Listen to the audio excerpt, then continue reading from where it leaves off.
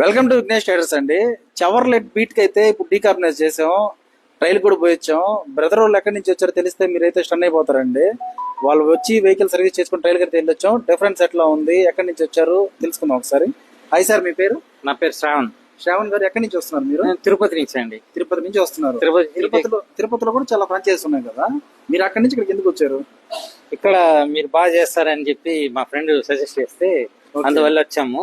అదే వర్క్ అయితే super sir. Headlights నాకు అయితే ఫుల్ సాటిస్ఫైడ్. యాక్చువల్ గా వచ్చి 14,000 రూపీస్ ఇచ్చి కొత్త హెడ్లైట్స్ మార్చుతాం అనుకున్నాను. ఓకే, నాకు ఇక్కడ 1400 తోనే అయిపోయింది. తర్వాత ఇంజిన్ సర్వీస్ కూడా బాగా చేశారు.